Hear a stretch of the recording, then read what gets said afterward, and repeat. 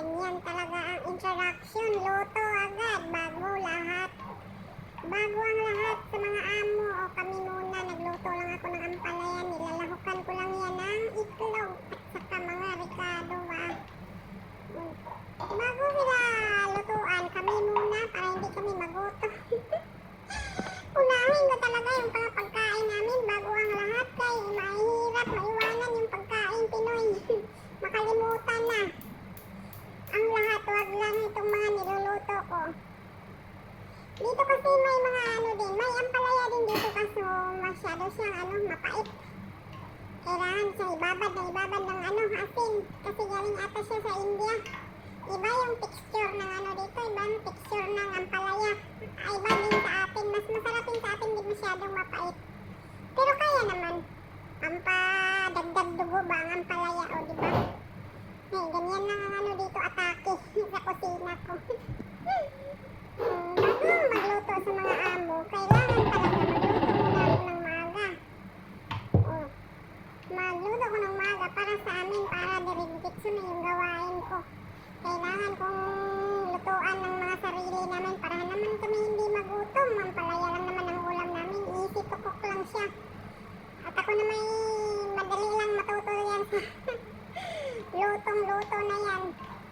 Nakarating ako dito na walang kaalam-alam paano magluto ng Arabic food. Diba?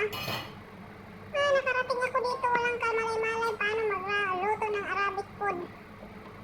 Dito lang ako natuto sa mga kung ano-anong nilalagay ng mga pagkain nila. Pagkatapos ko magluto ng maluto yung ampalaya, saging ko yan, lalagay ko sa sa lagayan para hindi naman siya lalamig. Kasi iba na naman yung lulutuin ko. Ganyan dito, diskarte din, para makakain ng Pinoy food. Pero dito naman sa kusina ko ay wala namang problema. Lahat ay gusto kong lutuin, wala namang mag-ano kasi hindi napunta yung amo namin dito sa kusina at ayun ay maarte, ayun ang mabaho. Lahat sila halos ayaw nagpupunta ng kusina except lang sa mga matatanda. Yung mga new generation ngayon ayaw na magpunta sa kusina kasi ayaw nila yung amoy. Pagkatapos ng ampalaya, iba naman yung lulutuin ko. Alam niyo ba ang mantika dito, mura lang. Libre lang, halos kalahating binabayaran isang box Isang box dito ng mantika ay napakamura. At may discount sila basta mga lokal, may mga discount sila sa mga government grocery nila. Monthly. Allah, ikot-ikot ng kamera ha. Kung saan nakakarating. Magpiprito naman ako ng tuyo dyan. Lalagyan ko ng mga kamatis. Saka sa kabila naman ay yung rice namin. Ganyan dito, kabisi sa kusina. Ay, Diyos ko po, busy ang kusina. Hindi lang naman ako ang tagaluto. Mas may mga busy pa dito. Yung akin kasi niluluto ko, basic lang eh. Yung tuyo na yan ay galing yan sa Pilipinas. Nabili ko lang yan sa grocery sa Almira. Galing sa Pilipinas yan. May mga mabibili din dito mga tuyo eh. Mga tuyo, bagoong, mga product sa Pilipinas nakakarating din dito kahit saan ka. Para lang para kang nasa Pilipinas lang sa mga market dito. Halos may mga product ng Pilipino. Malinis dito mga bagoong. Yan talagang hinahanap, bagoong, may magic sarap, lahat halos Halos meron dito mga product ng mga Pilipino. Saging gani, meron dito na paano nakarating yan. Pagdating dito, green pa eh. Natapos naman palaya, tuyo naman diba dilis yan Kala nyo ha. Kayo lang makakain ng tuyo dito rin. May mga tuyo. Yun lang dito kasi sa binibilan kong Jamia, konti-konti lang ang tuyo. Pero may mga store talaga na maraming mga tuyo doon sa tinatawag na souk. Maraming tuyo. Iyan naman ay luluto ko pa yan sa isang kamatis. Kinamatisang yan, dilis. Tuyo na kinamatisan.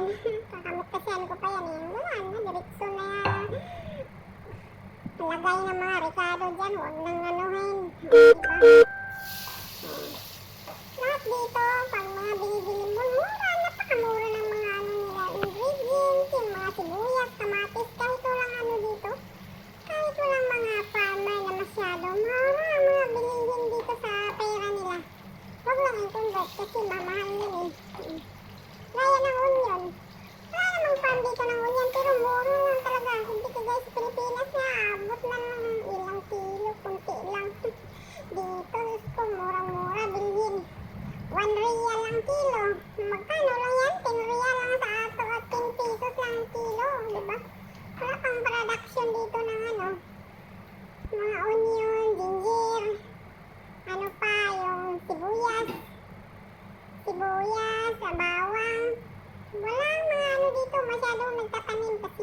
mainit dito sa disyerto.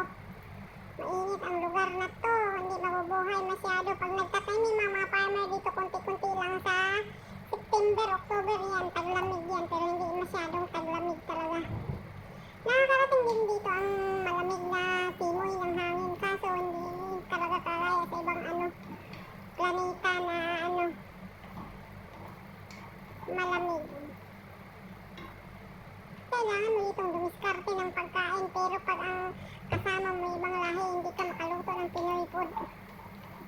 Mag-ano sila? Magbuot ba? Sa Bisaya, magbuot sila. Ayaw nila ng pagkain na niluluto sa ibang kusina nila. Pero dito, puro Pilipino ang mga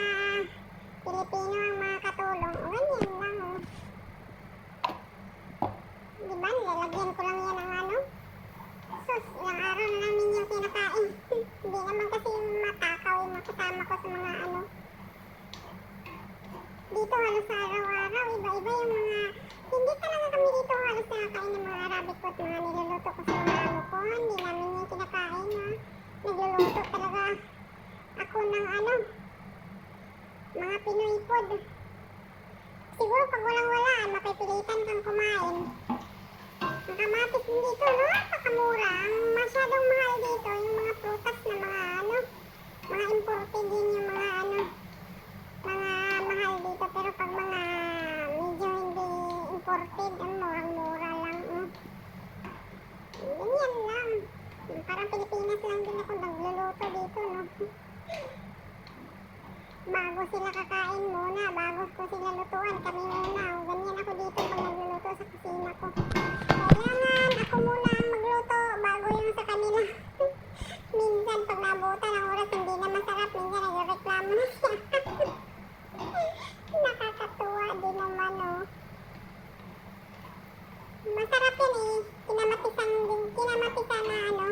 Kinamatisan na dilis. Ayun kasama kong isa, di man masyadong nakakain ng mga Ricardo o dilis yung kinakain niya. Kami kamatis, mga sibuyas yung kinakain namin. Yan lang, perat-peratin mo lang yan, oh. Diskarte din sa kusina, kaya kung hindi ka didiskarte, hindi ka makakain ng medyo masarap-sarap, mapilitan kang kumain ng mga Arabic food. Kami kasi dito, ako, tagal-tagal ko na dito, hindi talaga ko nasanay kumain ng mga Arabic food. At ayoko ng mga spices nila. Sarap na sarap sila dyan eh. Ay, kami, pag Pilipino talaga, hindi masyadong nakain ng mga ganyan. Kahit matagal ka na dito, lalo yung sinasabing laham, aroy, hindi may nakain dito. Pero fresh yan ng mga laham. Ship yan eh, yung mga ganyan. Mahilig sila kumakain dito, mahal ang kilo niyan dito.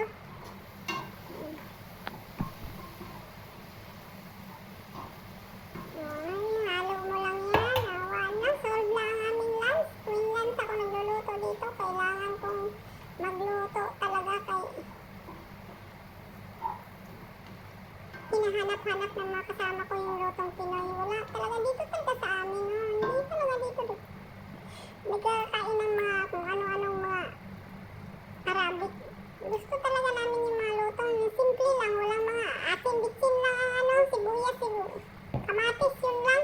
Dito kasi pag nagluluto, ang dami nilalahok nila, mga tsakalat, mga cumin, mga pampabango daw yan eh. Hindi naman mabango ang pagkain pa ganyan. Kasi sarap na sarap sila dito. Pero sa amo ko, hindi masyadong Arabic yung mga niluluto ko. May pagka-semi Arabic lang. Gawa ng mga spicy. Pero ayaw talaga ni amo yung mga Arabic na maraming yung minamantika. Iba-iba na. Mga new generation yan, hindi masyadong nakakain ng mga Arabic food.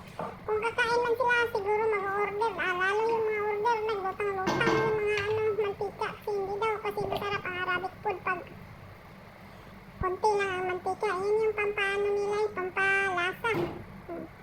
O diba, tapos na yung ko, niluto ko, sa kakadaldal ko dito.